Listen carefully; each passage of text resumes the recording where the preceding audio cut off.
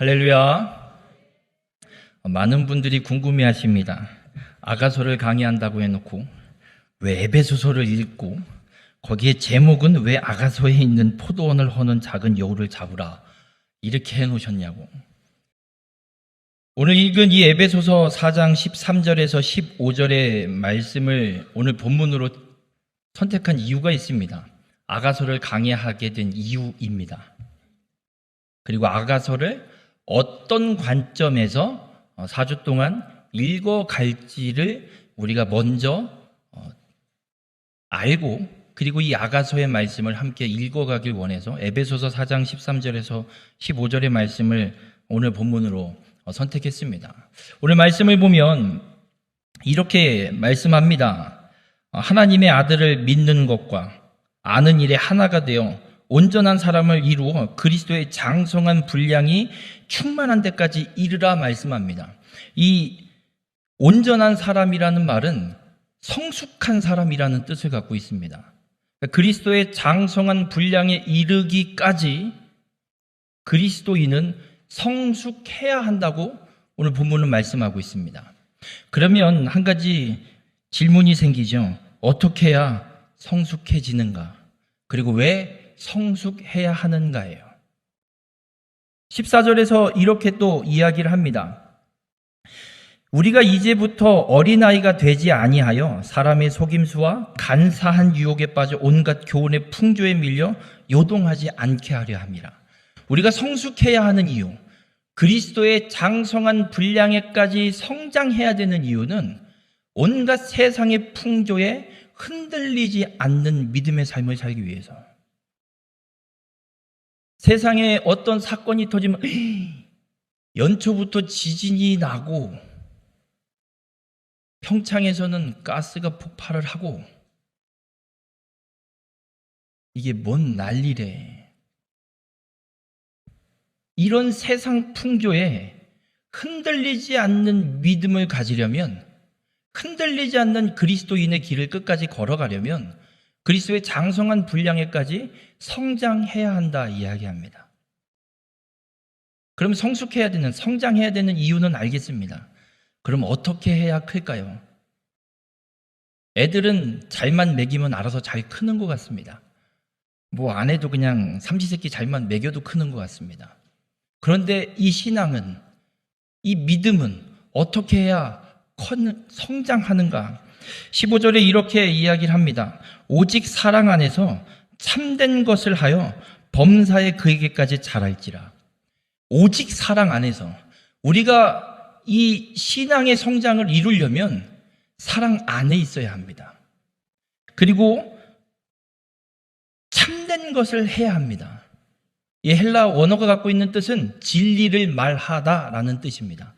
그러니까 오직 사랑 안에서 진리를 말하면 그리스도에게까지 자란다라고 성경은 이야기합니다. 세상 풍조에 흔들리지 않는 믿음의 사람으로 성숙하기 위해서 우리가 해야 되는 건 오직 사랑 안에서 진리를 말하는 삶을 살아가는 것이다. 오늘 본문이 말씀하고 있습니다. 그럼 오직 사랑 안에서 살아가는 것, 어떤 걸 의미할까요? 이 사랑은 바로 하나님의 사랑, 십자가에 죽기까지 우리를 사랑하신 그 그리스도의 사랑, 그 사랑 안에서 진리를 말하며 살아가면 우리의 신앙이, 우리의 믿음이 그리스도의 장성한 분량에까지 성장한다, 성숙한다라고 말씀합니다. 그러면 사랑 안에서 그렇게 진리를 말함으로 성숙한 사람, 성장한 사람이 누구냐? 아가서에 나오는 솔로몬과 결혼한 여인 술람미로 이야기할 수 있습니다. 여러 해석의 관점들이 있지만 저는 오늘 이 에베소서 4장 13절에서 15절의 이 관점, 그리스도 사랑 안에서 진리를 말함으로 그리스도의 장성한 분량에까지 성장해가는 한 신앙인의 인생의 모습, 이 아가서를 통해서 우리에게 말씀해 주고 있습니다.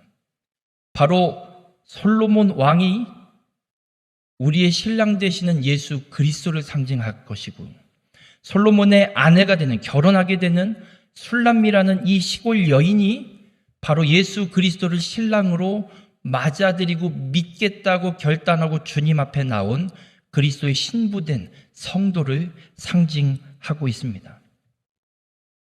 그래서 술람미가 솔로몬을 사랑하게 되고, 그리고 솔로몬을 만나게 되고, 결혼하기 전에 청혼을 받고 잠깐 숨었다가 결혼 뒤에 권태기가 왔는지 또 단절이 일어났다가 결국에는 솔로몬과 함께 그의 일을 함께 동역하는 술람미의 모습을 이 아가서에서 우리에게 말씀해 주고 있습니다.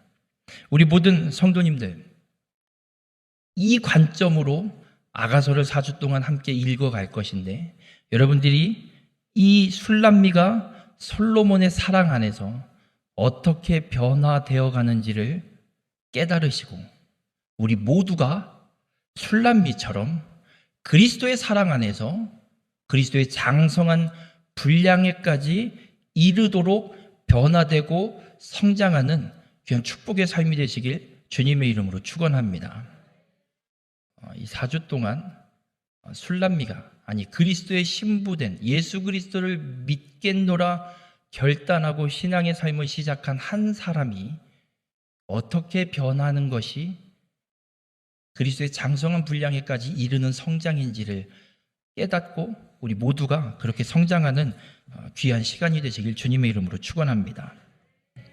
아가서 1장 1절에 보면 이 아가서의 제목이 나옵니다. 솔로몬의 아가라. 이 아가라는 단어는 히브리어는 쉬르 핫 쉬림이라고 해서 노래들 중에 노래, 최고의 노래, 최고의 사랑을 이야기하고 있는 노래라는 뜻입니다. 그래서 이 아가서에 나오는 사랑, 많이 해석하는 학자들, 성경학자들이 이야기는 이렇게 합니다. 성적인 부분에 대한 자세한 어떤 묘사의 내용도 있다고 이렇게 이야기를 합니다. 저는 다 제하고 그냥 하나만 보고 싶습니다. 그리스도의 사랑. 솔로몬은 예수 그리스도를 상징하는 표본, 모본으로 나오고, 술람미는 그리스도를 믿는 신부된 성도를 이야기합니다. 그래서 예수 그리스도를 향한 성도의 사랑이 어떤 사랑인지, 그리고 성도를 향한 그리스도의 사랑이 어떤 사랑인지를 노래의 형태로 기록하고 있는 책이 이 아가서입니다. 오늘 이 아가 1장 2절부터 7절까지의 말씀은 술람미가 솔로몬을 사랑하게 돼서 솔로몬을 찾아가 만나고 싶은, 그냥 만나는 게 아니라 입맞추고 싶다. 당신의 침상에 내가 들어가고 싶다. 남들과 같은 관계가 아니라 당신과 특별한 아주 깊은 교제를 나누는 관계를 만들고 맺고 싶다라는 고백을 합니다. 그런데 재미있는 건 스스로를 이렇게 표현을 합니다. 6절에 아가서 1장 6절에 이런 이야기를 합니다. 내가 햇볕에 쬐어서 거무스름할지라도 흘겨보지 말 것은 내 어머니의 아들들이 나에게 노하여 포도원지기로 삼았음이라. 나의 포도원을 내가 지키지 못하였구나.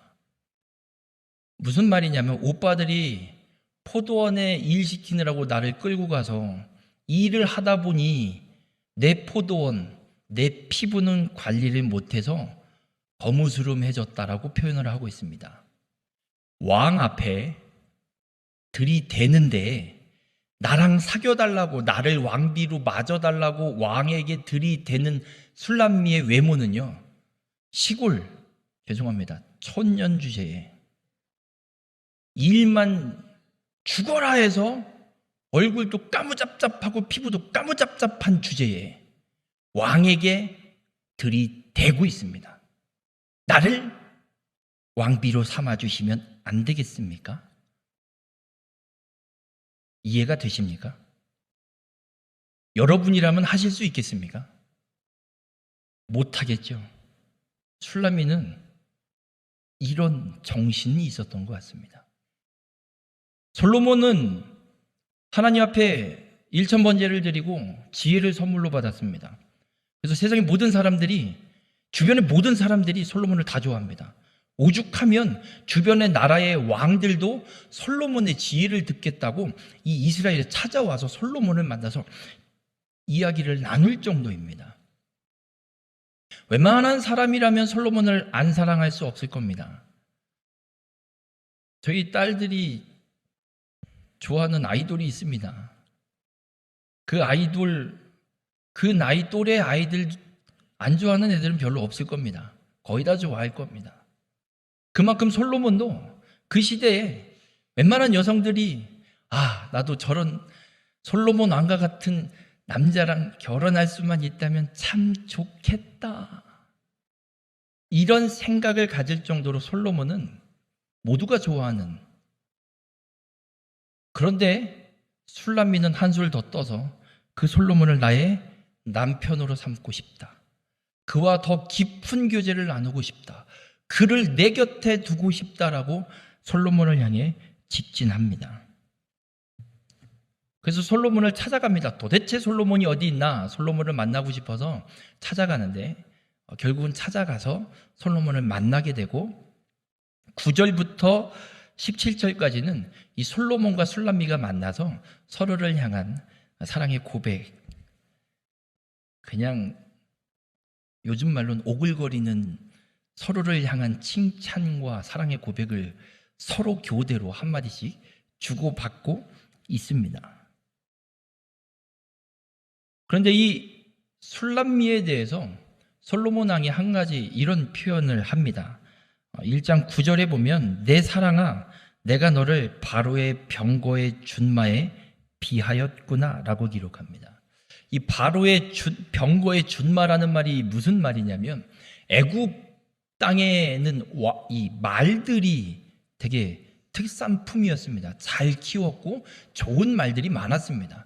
그래서 하나님이 모세를 통해서 나중에 왕을 세울 때 금기시하는 조건 몇 가지를 이야기하실 때 애굽에 가서 말을 사라는, 병말을 많이 두지 말라는 말씀하면서 애굽에 말 사러 가지 말라고 말씀합니다.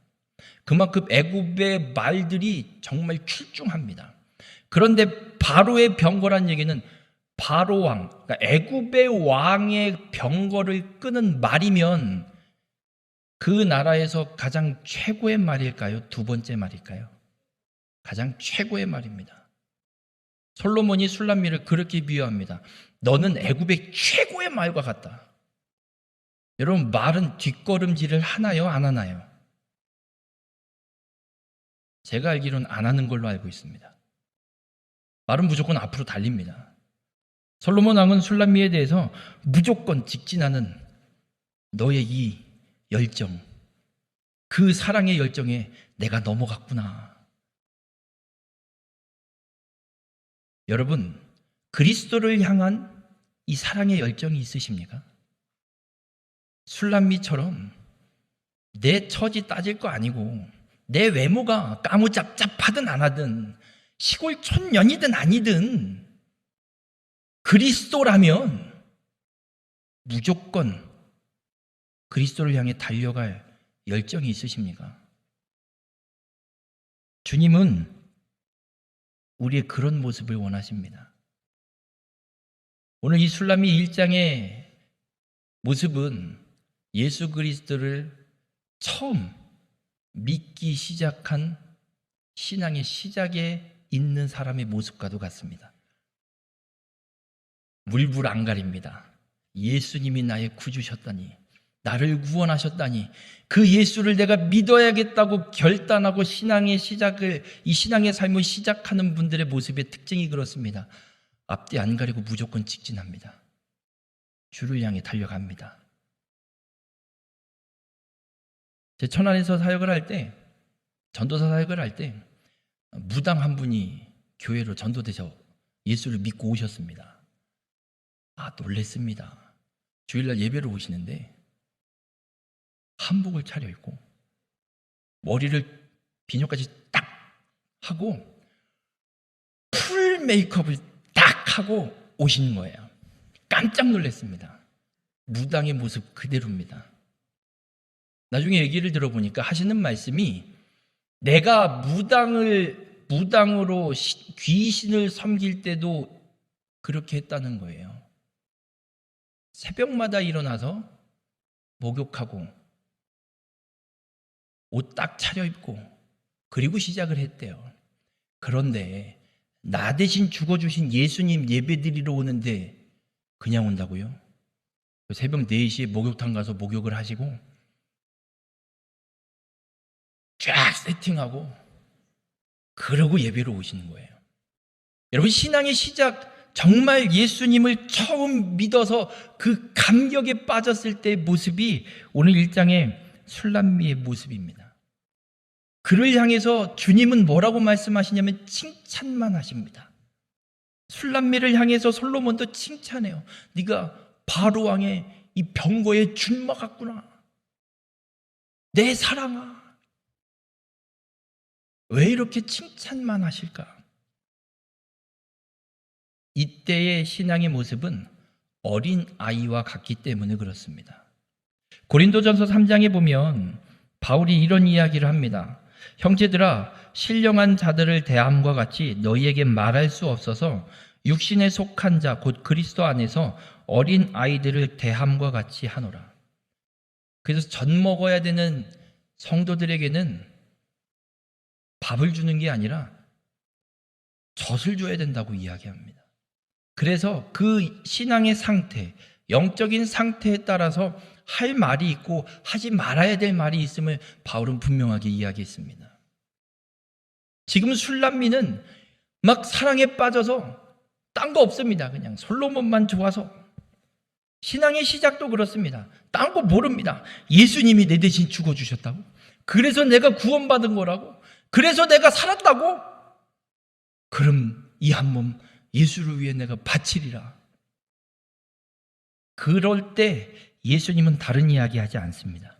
칭찬하고 장점을 이야기하고, 그래, 네가 날 믿으면 내 나라에 널 드릴게. 약속만 해 주십니다. 이 상태로만 있으면 참 좋을 것 같습니다. 이대로만 영원히 가면 좋을 것 같습니다. 그런데 솔로몬과 술람미 사이에 결혼의 이야기가 시작됩니다. 연애를 하다가 본격적으로 결혼 이야기가 나오기 시작하자 술람미가 본인 스스로를 이렇게 표현합니다. 2장 1절에 보면 나는 샤론에 수선하여 골짜기에 백합화로다.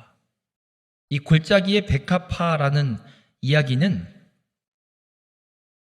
그냥 들에 흔하게 피는 들꽃, 흔해 빠진 들꽃이라고 생각하시면 됩니다. 이게 왜 이런 비유로 표현을 스스로를 하고 있냐면, 솔로몬과 연애할 때는 몰랐어요. 뭐 따질 게 없죠. 그냥 난 네가 좋아, 나 너랑 사귈래 해서 사귀기 시작해서 그냥 연애만 할 때는 몰랐어요. 이제 결혼을 해야 되니 상견례도 해야 될 것이고, 예식을 또 어떻게 처리를 해야 될 것이고, 이런 이야기들을 해야 될 거잖아요. 근데 솔로몬이 누구예요? 왕. 솔로몬은 초혼일까요? 몇 번째 결혼일까요? 아가서 6장 8절에 보시면 솔로몬의 부인 숫자가 나옵니다. 왕비가 60명, 후궁이 80명, 시녀는 무수히 많도다. 그런데 이 왕비와 후궁들이 어떤 사람들이냐면 주변 나라에서 이스라엘과 평화조약을 맺고 그 평화조약 맺은 증거로 정략결혼을 왕이 자신의 딸 공주를 보낸 거예요. 그러면 여쭤볼게요. 공주는 피부 관리를 받았을까요? 안 받았을까요? 한 나라의 공주인데 받았겠죠. 피부 관리만 받았겠습니까? 머리부터 발끝까지 관리를 싹 다 받을 겁니다. 술람미는요, 시골 전사람, 포도원에서 일해서 피부는 까무잡자, 어디 갔다? 못 내놓습니다. 결혼 이야기가 나와서 이야기를 시작하다 보니 왕비가 60명. 이 왕비는 그래도 좀 어느 정도 그 나라의 위치에 있었던 여인일 겁니다. 뭐 외국어는 능통할 것 같고요. 그런 사람들, 그런 아내들을 부인으로 삼고 있는 솔로몬 왕, 결혼을 하려고 보니 이게 완전히 꿀립니다. 내가 저 사람이랑 결혼을 할 수 있나? 못하겠다. 그래서 골짜기에 백합화라고 자기를 표현해서 솔로몬에게 이야기해요. 그랬더니 솔로몬이 이렇게 이야기를 해요. 2절에 여자들 중에 내 사랑은 가시나무 가운데 백합화 같도다. 네가 들에 핀 들꽃 같은 백합화라고? 골짜기에 백합화라고? 네가 백합하면 내 왕비 60, 후궁 80, 무수히 많은 시녀들은 가시나무다. 그래도 난 네가 이쁘다. 그래도 날 사랑해주는 네가 내게는 유일한 백합화다. 솔로몬이 슐라미를 높여줍니다. 그러면 좀 치료가 될 줄 알았어요. 그래요? 그렇게 딱 넘어올 줄 알았어요. 근데 그런 것 같지 않아요. 10절에 보면, 아가서 2장 10절에 보면 솔로몬이 본격적으로 청혼을 합니다. 일어나 나와 함께 가자.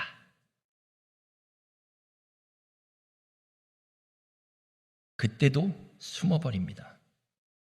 이렇단 얘기는 솔로몬이 아무리 말로 높여줘도 술람미가 자기 열등감, 이 140명과 무수히 많은 이 왕궁의 여인들, 이 여인들과 자신을 비교하면서 자기를 비하하고 열등감을 갖고 있는 게 해결되는 게 아닌 겁니다. 그래서 솔로몬이 한 가지 방법을 생각해냅니다. 어떤 방법을 생각해내냐면 지금 이 술람미의 고향 동네에 있는데 거기에 혼인잔치집 하나가 생겼는지 잔치집으로 이 술람미를 데리고 갑니다. 이 잔치집이라는 단어가 포도주의 집이라는 단어예요. 그러니까 포도주의 집, 아마도 혼인잔치집으로 보여집니다. 혼인잔치집에 누구를 데리고 가나요? 아무나 데리고 가시나요? 누군가를 데리고 간다는 얘기는 그 사람의 관계성이 나와 뭔가 특별하다는 얘기가 있을 거예요.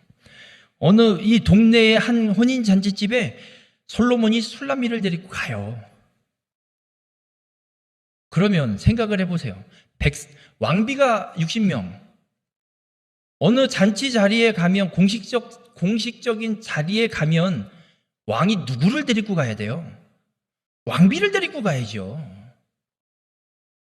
결혼도 안 한 시골 촌여자를 왜 데리고 가요? 혼인 잔치집이 발칵 뒤집혔습니다. 왜 뒤집혔냐? 신랑 신부가 관심이 없고 솔로몬과 술람미에게 관심이 생겼어요. 저희 형이 2006년에 결혼을 했습니다. 2006년 가을에 결혼하는데 제가 저희 집사람이랑 2006년 2월에 사귀기 시작을 했습니다. 어떤 일을 했냐면 저희 형 결혼식에 축가를 저랑 저희 집사람이랑 연애하는데 했습니다. 그 결혼식의 주인공은 누구였을까요? 저희 형과 형수가 결혼하는데 예식 순서가 끝나고 밥 먹는데 다들 누구냐? 현섭이 옆에 쟤는 누구냐? 제가 현섭이랑 사귀는 애냐? 결혼할 애냐? 뭐냐? 저희 형의 결혼식은 잊혀져 버렸습니다. 솔로몬이 술람미를 그렇게 높여줬어요. 왕비를 데리고 가야 되는 혼인잔치 자리에 왕비는 다 집어던지고 술람미를 데리고 가는 거예요. 너 상관없어. 스펙 없어도 상관없고 피부가 까매도 상관없고 피부 관리 못 받아도 상관없고 아무 상관없어. 넌 내 여자야. 솔로몬이 이 혼인잔치집에 가서 아예 못을 박아버렸어요. 이제 빼도 박도 못해요. 아무도 부인 못해요. 아무도 함부로 이제 못해요. 술람미와 함께 뛰어놀던 동갑내기 고향 친구들도 이제는 술람미한테 가서 함부로 못해요. 야, 너 언제 그렇게 됐니? 그랬는데도 술람미가 솔로몬의 청혼에 응하지 않습니다. 숨어버립니다. 여러분, 우리의 신앙의 모습도 그렇습니다.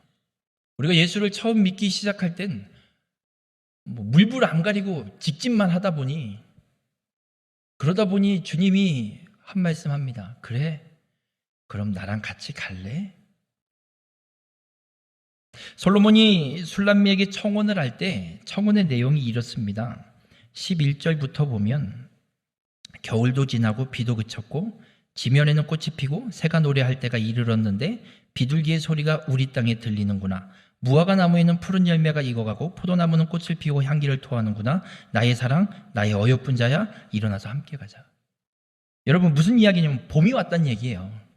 봄이 와서 꽃이 피기 시작하고 싹이 나기 시작했다는 얘기예요. 과수원에 봄이 오면 할 일이 있을까요, 없을까요? 엄청나게 많습니다. 지금 솔로몬이 술람미에게 청혼하는 내용이 그거예요. 봄이 왔어. 내가 사업으로 하고 있는 포도원이 되게 많거든. 그 포도원에 지금 꽃이 피고 있어. 싹이 나고 있어. 너 나랑 같이 가서 이거를 좀 잘 돌보자. 그러니까 너 나랑 결혼해야 돼. 결혼해서 우리 포도원 이 새싹들 잘 관리해보자. 청혼한 거예요. 이렇게 같이 하자고 얘기한 거예요. 근데 술람미가 숨어버립니다. 우리 신앙의 삶에도 그렇습니다. 우리 예수를 믿기 시작하고 주님의 놀라운 말씀들을 깨닫기 시작하고 그 은혜에 푹 빠져 살다가 주님이 어느 날 말씀합니다. 그래, 이제 나랑 같이 가서 어린 아이와 같은 영혼들을 돌보지 않을래? 어린 새싹들을 좀 나랑 같이 가서 돌보지 않을래? 내가 지금 가서 돌봐야 될 어린 영혼들이 너무 많은데 너 나랑 같이 가지 않을래? 같이 가자 라고 주님이 부르실 때가 있어요.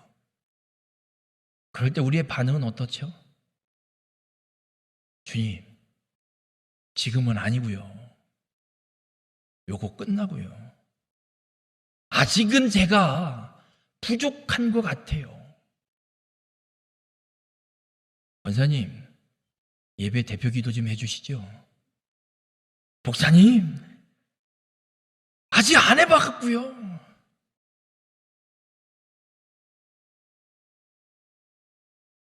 주님은 우리 사명의 자리로 부르십니다. 그런데 우리가 숨어버립니다. 왜 숨는 줄 아십니까? 열등감, 자기 비하, 이건 술람미에게 적용되는 말씀이고, 그래서 2장 15절에 이런 말씀을 해요. 오늘 말씀의 제목이에요. 우리를 위하여 여우, 곧 포도원을 허는 작은 여우를 잡으라. 주님이 사명의 자리로 부르시는데 그 사명의 자리로 부르시는 부름을 응하지 않고 숨어버리게 만드는 작은 여우,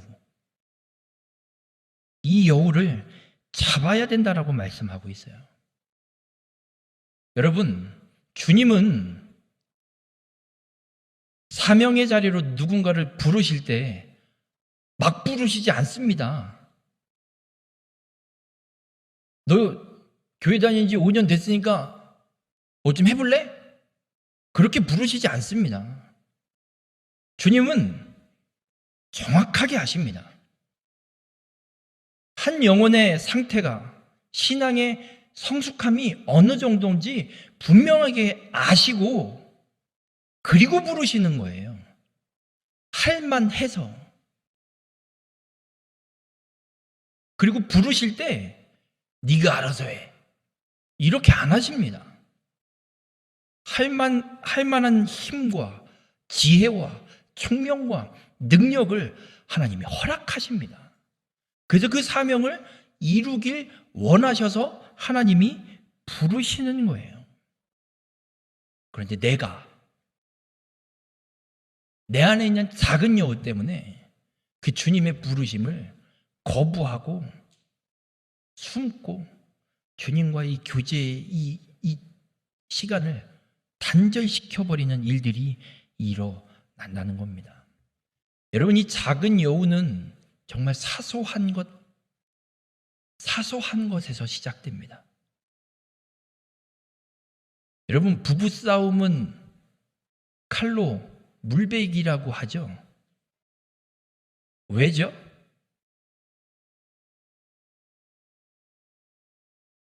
싸움의 이유가 정말 별것도 아닌 거예요. 한번 생각을 해보세요. 별것도 아닌 것 때문에 싸우고 있지. 보증 잘못 써서 전 재산 날렸다고요? 그러면 이혼하죠. 싸우지 않고. 정말 우리가 부부싸움이라고 이야기하는 내용들을 보면 정말 사소한 거 하나예요. 양말 벗어서 뒤집어 놓지 않은 것 때문에. 양말 벗어서 그냥 거실 방바닥에 집어 던져 놓은 것 때문에. 그게 싸울 이유예요? 그냥 주웠다 내놓으면 되는 거고, 안 뒤집으면 아이고 얼마나 힘들었으면 기도하면서 다시 뒤집어서 빨면 되는 거지. 그게 잔소리할 사항입니까? 그게 부부간에 싸울 이유가 됩니까? 주님과의 이 교제를 단절시키는 작은 여우가 그런 겁니다. 아주 사소한 것 하나. 여러분, 이 작은 여우를 우리가 잡아내지 않으면 우린 어린 아이의 신앙의 상태에만 남아있을 겁니다. 성숙할 수가 없습니다. 성장할 수가 없습니다. 한 단계 우리의 신앙이 성장하려면 어떻게 됐든 이 작은 여우를 잡아내야 됩니다. 그저 나만 은혜 받으면 되지.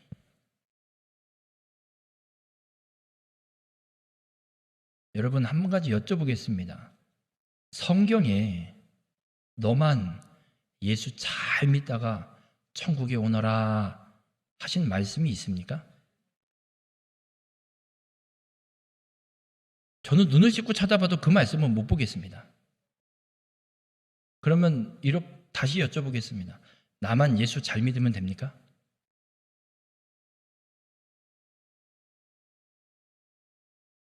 내가 예수를 잘 믿어서 주님이 명령하신 게 있습니다. 내가 분부한 모든 것을 가르쳐 지키게 하라. 땅끝까지 이르러 내 증인이 되라. 예수 그리스도를 믿어 구원받아 하나님의 나라에 가는 사람은 이 사명을 감당하는 사람입니다. 주의 뜻대로 행하는 자라야 천국에 들어가게 됩니다. 작은 여우를 잡지 않으면 이 자리에까지 나갈 수가 없습니다. 작은 여우 때문에 주님의 부르심을 계속해서 거부하고 응하지 않고 숨어버리기 때문에 그렇습니다.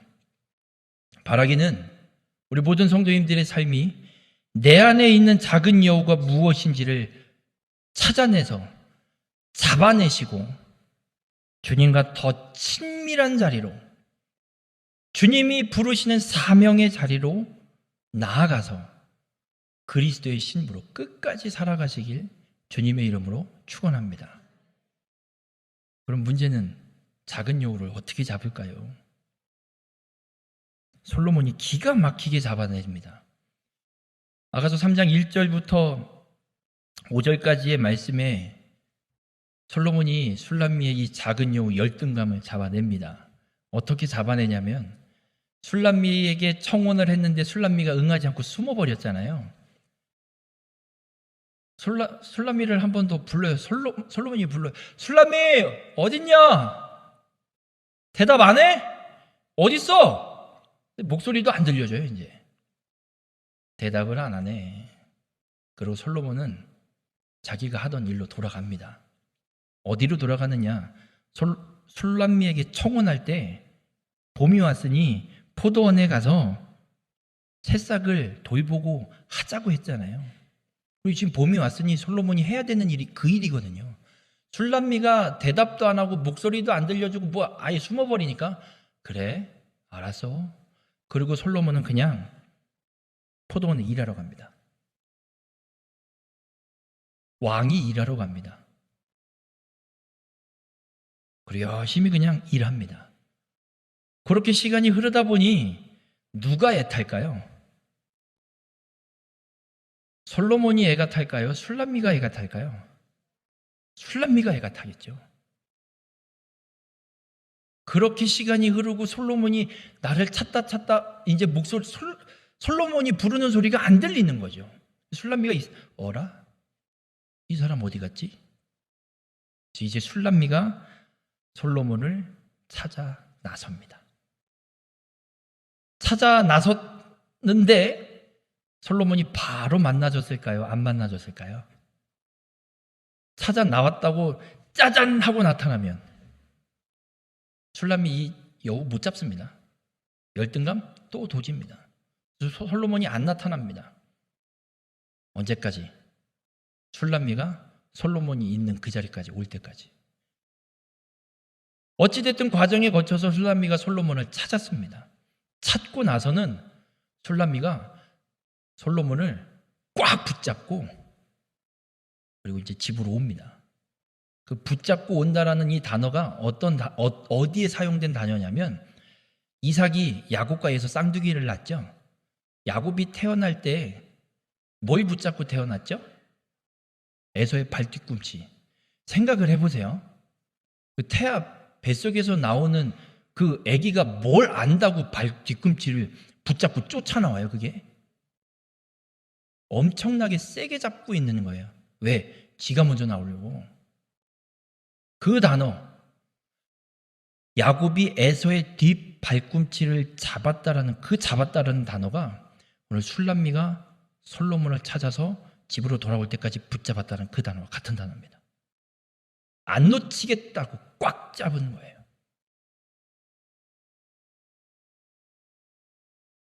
그렇게 돌아와서 결혼이 진행이 됩니다. 여러분, 작은 여우를 잡는 방법, 구약에서는 그렇습니다. 안 보여주십니다. 안 만나주십니다.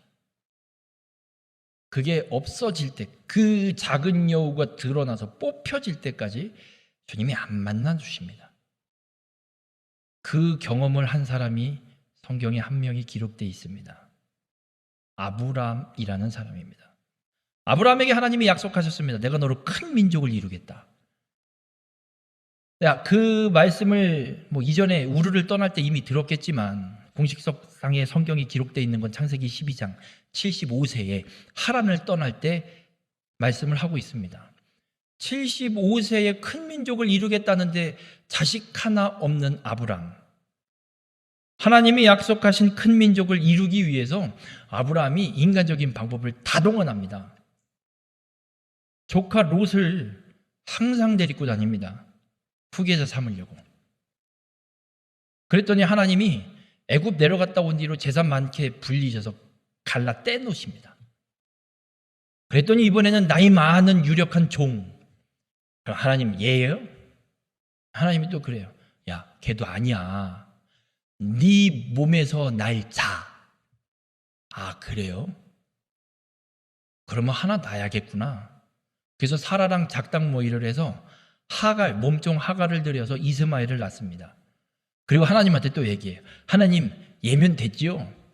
걔 말고 너랑 사라 사이에서 날 자다. 그 이스마엘을 낳았을 때 86세 아브라함이 이스마엘을 낳습니다. 창세기 16장 16절에 이렇게 기록이 되어 있는데 16장의 마지막 절이에요. 하갈이 아브라함에게 이스마엘을 낳았을 때 아브라함이 86세였더라. 그러니까 아브라함이 인간적인 방법으로 후손을 낳는 방법을 다 동원한 마지막 방법이 이스마엘을 낳은 거예요. 16장의 마지막 절 86세, 그리고 17장 1절 아브라함이 99세 때에 여호와께서 아브라함에게 나타나서. 여러분, 아브라함은 하나님과 대화했던 사람이에요. 시든 때도 없이 하나님이 아브라함에게 나타나서 이야기해 주셨던, 말씀해 주셨던 사람이에요. 그런데 86세에 이스마엘을 낳고 99세가 될 때까지 하나님이 단 한 번도 나타나지 않습니다. 성경에 기록이 없어요. 16장 마지막 절과 17장 첫 절 사이가 13년이에요. 하나님의 음성이 들리지 않는 13년. 이 13년 동안 아브라함은 이스마엘을 볼 때마다 무슨 생각을 했을까요? 내가 왜 쓸데없이 이 짓을 해서 하나님은 언제 나오시려나? 하나님 언제 오시나?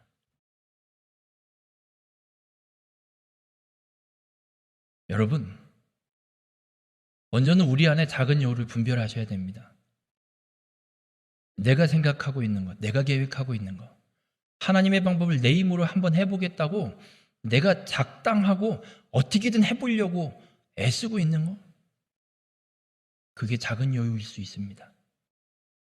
그러면 그 여우를 우리가 잡을 수가 없습니다. 하나님이 잡아주셔야 됩니다. 아브라함을 13년 동안 하나님이 침묵하시면서 아브라함에 있었던 인간의 방법으로 그 약속을 이루려고 했던 그 욕심과 그 생각을 하나님 잡아내셨습니다. 그러니 이삭을 달라고 하실 때 아무 거리낌 없이 3일 길을 열심히 걸어가서 드릴 수 있었지 않았을까 생각됩니다. 여러분, 우리 안에도 작은 여우를 잡아낼 때 우리에겐 피가 마르는 시간이 될 겁니다.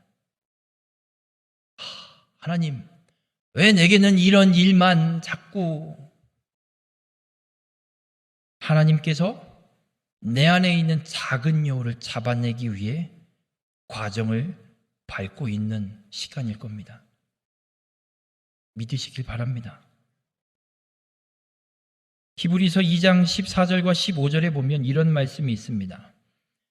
죽음을 통하여 죽음의 세력을 잡은 자 곧 마귀를 멸하시며 또 죽기를 무서워함으로 한평생 매여 종로로 타는 모든 자들을 놓아주려 하심이니. 예수님이 십자가에 죽으신 이유를 말씀하고 있습니다.